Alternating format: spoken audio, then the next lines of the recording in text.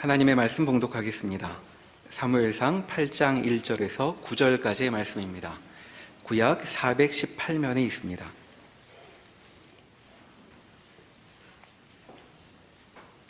사무엘이 늙음에 그의 아들들을 이스라엘 사사로 삼으니 장자의 이름은 요엘이요 차자의 이름은 아비야라. 그들이 브엘세바에서 사사가 되니라. 그의 아들들이 자기 아버지의 행위를 따르지 아니하고 이익을 따라 뇌물을 받고 판결을 굽게 하니라.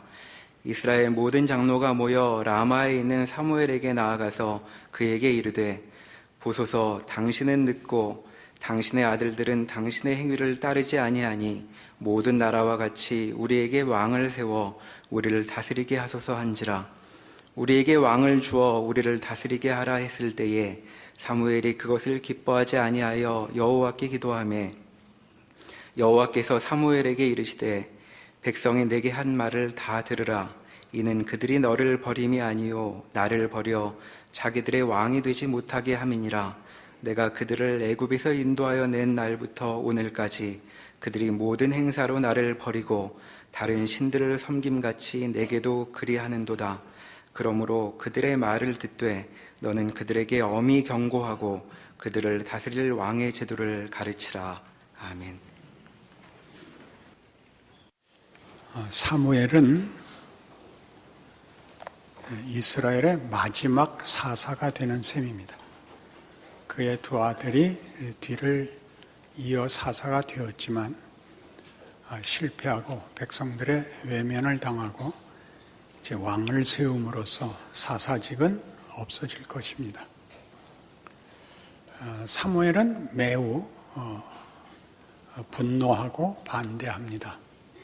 자식 때문이 아니라 이스라엘은 중앙집권적 권력, 조직과 체제로 다스려질 나라가 아니라 그것이 정치든 사회 문제든 경제든 국방이든 교육이든 하나님의 명령, 하나님과의 관계성에서 그 나라가 유지되고 근거하고 채워져야 한다는 사실 때문입니다. 그러나 하나님은 그들의 말을 들어주라고 합니다. 그것도 이렇게 말씀하시죠. 너를 버린 게 아니고 나를 버린 거다. 그러나 들어줘라. 왕을 세워라. 이렇게 됩니다.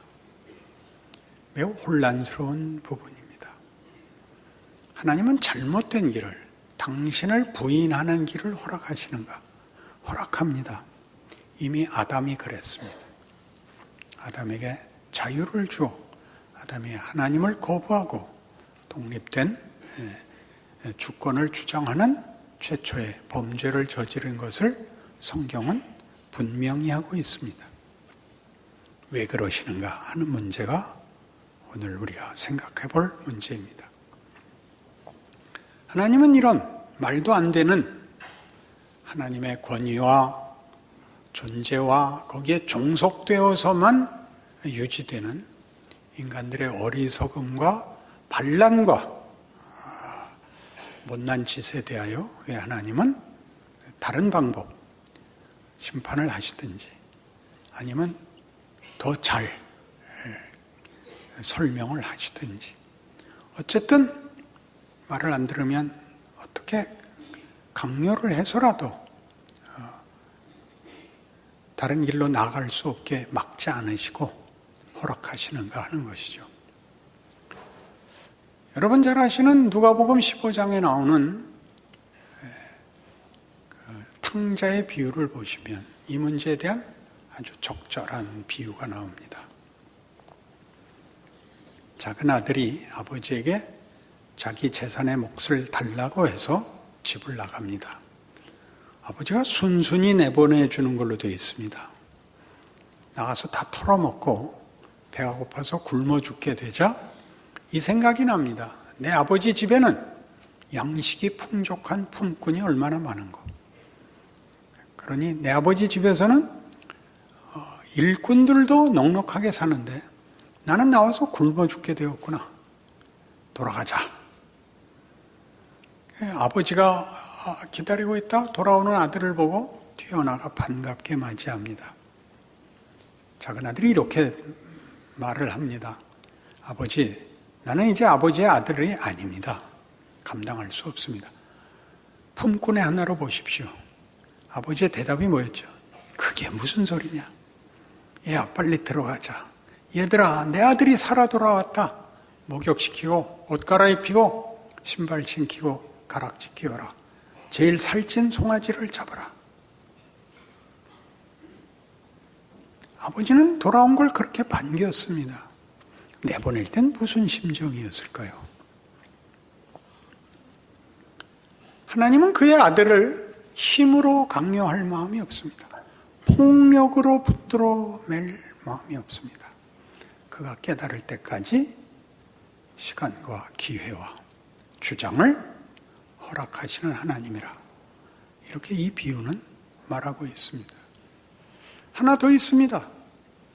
마태복음 25장에 가면 달란트 비유가 나오는데 먼 나라로 여행을 가게 된 주인이 자기 종들 셋에게 5달란트, 2달란트, 1달란트를 맡깁니다. 내가 갔다 올 때까지 이것으로 장사를 해라. 앞에 둘은 충성되이 열심히 일해서 많이 남기고 칭찬을 받습니다. 그리고 마지막 1달란트는 주인에게 이렇게 보고를 합니다. 주인은 엄격한 분이라. 실패하거나 착오를 허락하시지 않는 분이라서 내가 두려워하여 이것을 땅속에 파묻었습니다. 이제 돌아와 오셨으니 그것을 돌려드립니다.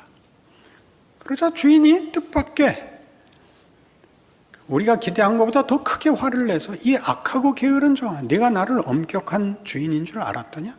그렇다면 왜 은행에 넣어놓지 않았느냐? 라고 꾸짖습니다. 이 비유의 중요한 문제는 그 세 종이 주인을 누구로 이해했느냐 하는 것입니다. 앞에 두 종은 말하자면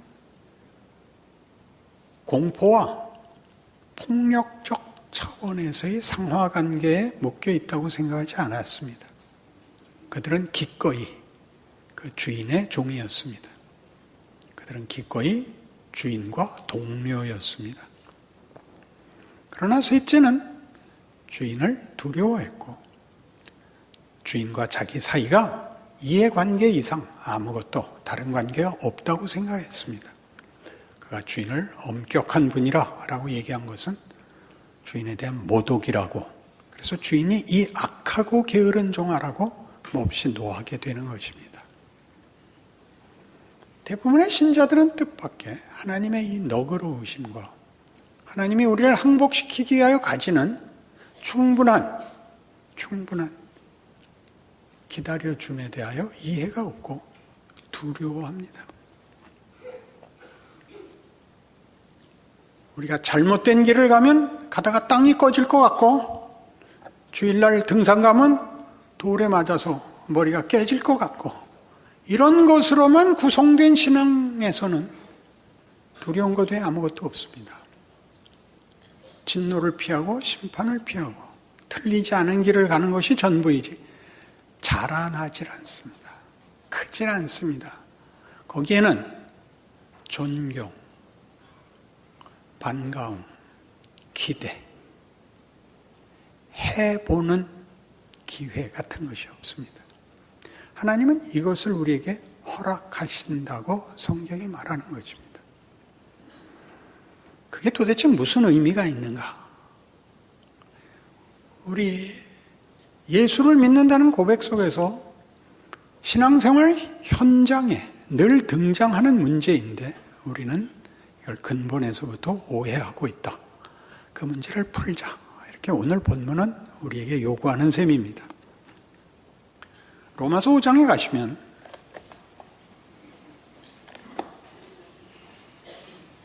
8절, 우리가 아직 죄인 되었을 때 그리스도께서 우리를 위하여 죽으심으로 하나님께서 우리에 대한 자기의 사랑을 확증하셨느니라. 사랑은 자격과 조건이 없습니다. 하나님은 우리를 사랑하사 우리에게 복을 주기 위하여 우리를 기뻐하셔서 우리의 모든 조건과 자격, 극복하는, 넘어서는 방법으로 우리를 구원하십니다. 그것이 십자가고 예수입니다. 하나님의 지극한 사랑, 무한한 은혜라는 추상명사로 함으로써 우리는 그것이 매우 비현실적인 이해가 됐습니다. 이렇게 생각하셔야 됩니다. 내가 하나님을 찾지도 않았고 하나님께 상을 받을 만한 일을 하지도 않았고 내가 누군지도 알지 못했을 때 하나님은 나를 자기의 자녀로 삼으셨다. 이게 로마서 5장 8절 이야기입니다. 그러면 중요한 문제가 하나 생기는데 6장 1절을 보시면 로마서 6장 1절 그런즉 우리가 무슨 말을 하리요 은혜를 더하게 하려고 죄에 거하겠느냐 그럴 수 없느니라. 죄에 대하여 죽은 우리가 어찌 그 가운데 더 살리요. 무릇 그리스도 예수와 합하여 세례를 받은 우리는 그의 죽으심과 합하여 세례를 받은 줄 알지 못하느냐. 그러므로 우리가 그의 죽으심과 합하여 세례를 받음으로 그와 함께 장사되었느니 이는 아버지의 영광으로 말미암아 그리스도를 죽은 자 가운데서 살리심과 같이 우리로 또한 새 생명 가운데서 행하게 하려 함이라. 죽은 자로 살던 자가 이제 산 자로 삽니다. 죽음을 살던 자가 생명을 살게 됩니다. 이게 구원입니다. 예수께서 하신 일입니다. 이것이 모두 은혜. 우리가 구하지 않았고 자격도 없었고 소원하지도 않았고 필요도 몰랐고 할 생각도 없었을 때 일어난 일입니다. 금방 이런 질문이 나오죠. 아니 전부 은혜로 됐다면 우리가 애쓸 필요가 뭐가 있는가? 내가 뭐 때문에 열심히 신앙생활을 할 필요가 있는가? 은혜라면서 내가 모를 때 해줬다면서.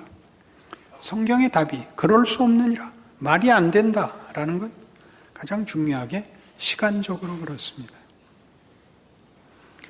우리는 그때 죄인이었습니다. 예수가 오셔서 우리를 하나님의 백성을 삼았습니다. 예수가 와서 우리를 위하여 죽음으로써 우리를 죄인의 자리에서 산자의 자리로 하나님의 자녀라는 자리로 바꿔 놓았습니다. 그게 현재입니다. 여러분의 현재입니다. 과거는 예수를 믿지 않았을 때고 몰랐을 때입니다. 예수가 우리를 위하여 구원을 아직 베풀기 전이 과거입니다. 지금은 구원을 받은 현실입니다. 은혜로 받았으니 나 마음대로 살아도 되잖아. 마음대로 살아도 과거로 돌아갈 수가 없습니다. 그건 과거입니다. 죄인이 될 수가 없습니다. 죄인이라는 말을 도덕적으로만 생각하지 마십시오. 이건 과거입니다. 거기서 날 누가 데리고 왔냐? 우리가 오지 않았습니다. 하나님이 업고 왔습니다. 그니 걸어온 길이 없죠.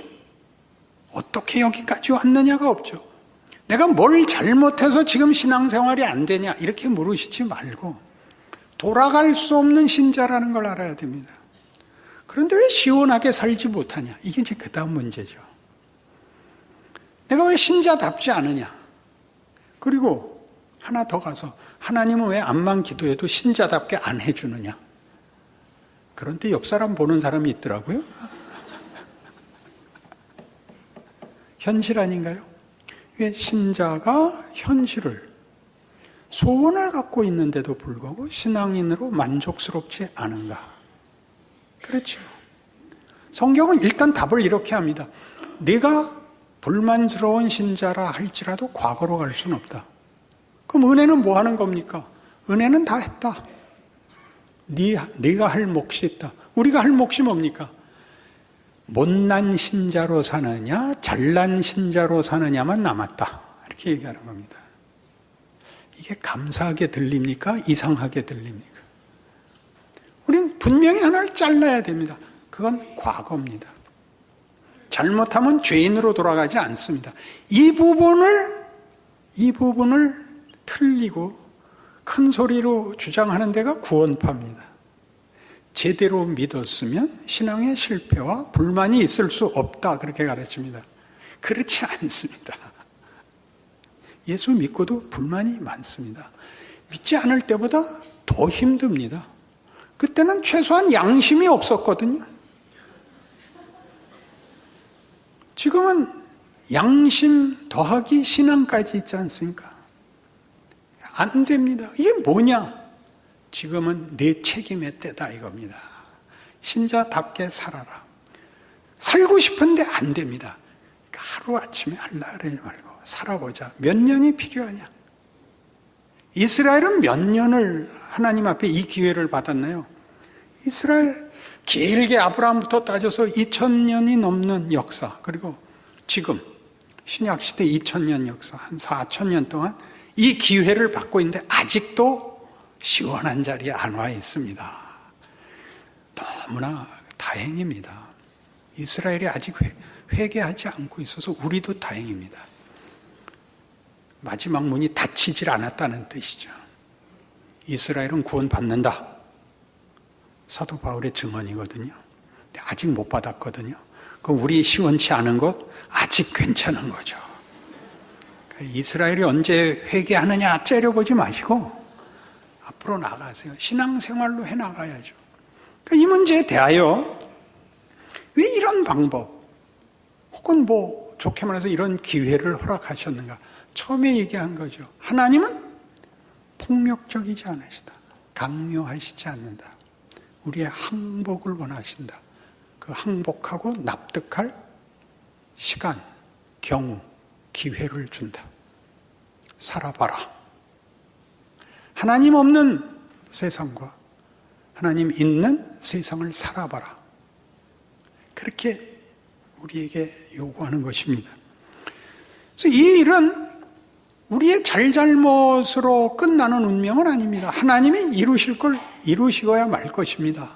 그것은 종말에서도 예수의 구원과 똑같은 식으로 이 운명이 결정될 것이기 때문입니다. 우리 구원은 주께서 다시 오시는 날 완성될 겁니다. 주님의 다시 오심은 그가 베푸신 구원을 완성하러 그의 백성들을 영광으로 부르시는 날입니다.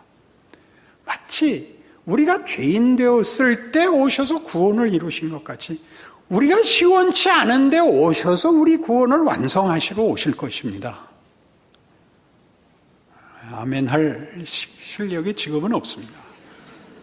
이 두 얘기는 무슨 얘기를 하는 거냐면 기독교란 우리가 한 것만큼 받는 것이 아니라 우리가 한 것들이 어느 완성을 향하여 하나님이 일하시는 그 열심과 성의와 능력 속에 있는 발버둥이라고 얘기를 한다고요. 다만 내 결정이 운명을 정하고 수준을 정하는 것보다 더 큰, 누가 지켜서서 해봐, 직접 차봐, 자 공역해놓고 차봐, 잘했어, 골을 넣느냐 못 넣느냐보다 더 크게 내가 차봐, 해봐.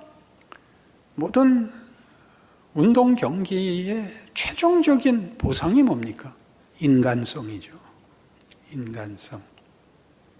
최선을 다해야 되고 자기를 극복해야 되고 상대보다 더 노력해야 되고 그리고 패배를 받아들여야 하고 승자에게 박수를 쳐야 하는 그런 것들을 배우는 겁니다. 매번 실패만 한 것이 꼭 손해가 아니라 실패로 인하여 승자보다 더 큰 자리에 나가게 되죠. 울지 않고 누가 더 깊은 자리를 갑니까? 웃음으로는 만들 수 없는 게 많다는 걸 아시지 않습니까? 안 되는 것이 여러분을 일으킨 것이 얼마나 많습니까? 생각하게 하고요. 그것이 예수 그리스도의 오심, 구원에서, 종말에서 동일하게 내가 일하고 있다. 걱정 마라. 너희는 내 품 안에 있는 것이다. 너희 안 돼서 더 해보자. 너희 생각엔 이게 옳아 보이냐? 가봐라. 땅끝까지라도 가봐라. 이거 다 허락되는 범위인 겁니다. 그러니까 아무래도 좋구나. 그렇게 생각하는 것은 바보 같은 생각이죠. 왜요? 헛된 하나님을 경히 여기는 자기 인생을 책임지지 않으려는 행동들은 진정성이 결여된 것입니다. 하나님이 우리를 예수를 보내어 구원했다라는 그의 구원의 방식의 진정성을 안다면 신이 인간이 되어 와서 순환과 고난과 모욕과 죽음을 감수하고 우리를 만들어냈다라는 예수 믿는 자의 정체성을, 운명을 십자가로 이해한다면 우리는 소홀히 살 수 없는 것입니다. 늘 이겨야 된다는 강박관념으로 하는 얘기가 아니라 진지해야 되는 것입니다. 여러분의 하루하루만큼, 여러분이 할 수 있는 만큼 진지하셔야 됩니다. 이 문제는 사도행전 3장에서 이렇게 소개됩니다.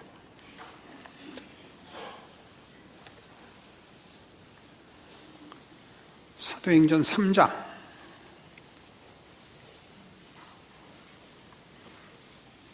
6절 베드로가 이르되 은과 금은 내게 없거니와 내게 있는 것으로 네게 주노니 나사렛 예수 그리스도의 이름으로 일어나 걸으라.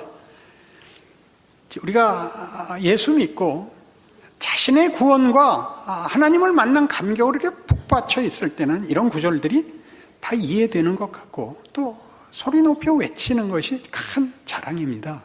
그때는 이 6절 같은 것은 이렇게 포르테시모 이렇게 제 성경에도 이렇게 표시가 되어 있어요. 이건 어떻게 살살 말할 수 없죠. 그러나 여기는 아주 중요한 내용이 있습니다. 은과 금으로 할 수 없는 것을 하는데 나사렛 예수의 이름입니다. 그는 죽은 사람입니다. 죽은 사람입니다. 그의 죽음이 만든 일입니다. 왜 죽었습니까? 우리의 죽음을 붙들려고 죽은 분입니다. 우리의 죽음을 반전시키려고 죽은 분입니다.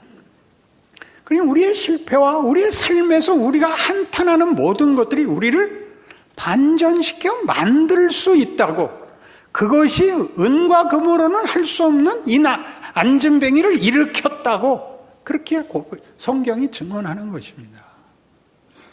여러분들의 후회는 여러분들이 기대하는 무엇을 만드는 것보다 더 큰 것을 만들기 위한 어떤 과정입니다. 하나님은 내 기도를 안 들어주셔. 어떻게 해야 들어주는데요? 여러분이 자존심을 세우고 고생할 필요 없고 발언권을 가지는 지위에 있어야 된다고 생각하는 그것이 일을 안 하고 여러분이 요구하지 않는 것에서 인생이 이게 뭔가 왜 이런 일이 생기는가가 일을 한다고. 엠마오로 가는 두 제자가 뭐라고 불평했다고 예수님께? 우리는 그가 구원자인 줄 알았다. 근데 죽어버렸다. 그래서 우리는 슬픈 마음으로 고향으로 돌아가노라. 예수님이 자신을 나타내시죠. 이 바보들아, 내가 뭐라 그랬느냐? 메시아가 고난을 통하여 영광에 들어가야 된다고 성경이 얼마나 많이 예언을 했느냐? 고난이 승리를 만드는 것이 아니라 고난이라는 방법을 하나님이 승리로 가는 길로 만드셨답니다. 우리가 그게 싫죠. 우리가 싫어서 마치 하나님이 틀린 것 같이, 내가 잘못한 것 같이, 그래서 그 길로 아무도 들어서지 않습니다. 이미 들어와 있는데 용납하지 않죠. 그래서 신자로 사는 것을 거부하게 됩니다. 빌립보서 2장에 이런 유명한 사도 바울의 경고가 나옵니다. 놀라운 격려입니다.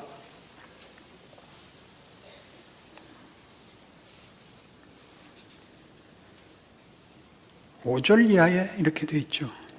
빌립보서 2장 5절.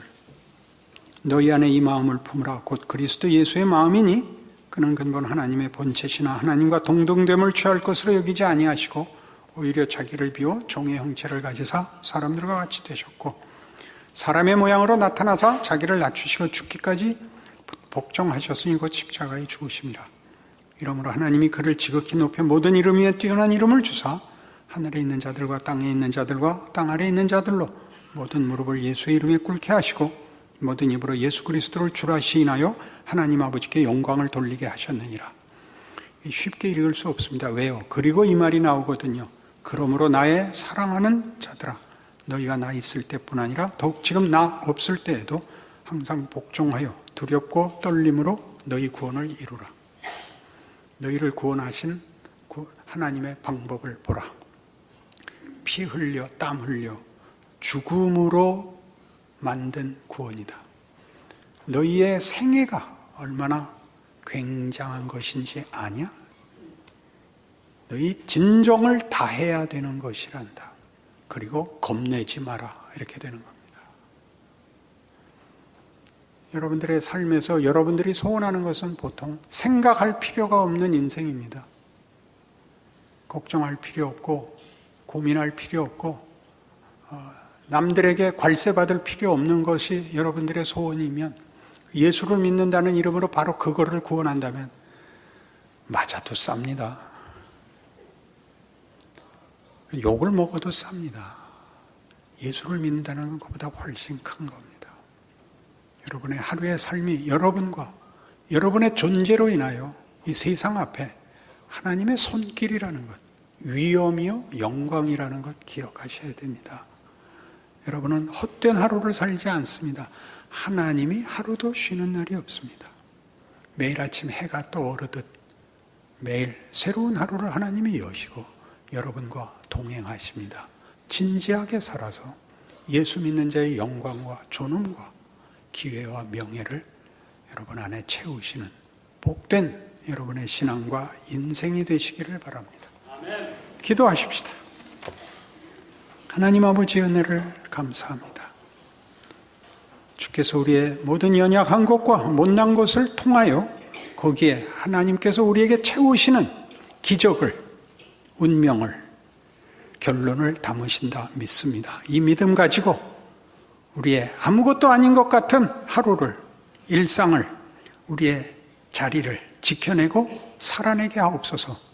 감사가 있고 무엇보다 소망이 있고 순종이 있게 하여 주옵소서. 예수님 이름으로 기도합니다. 아멘.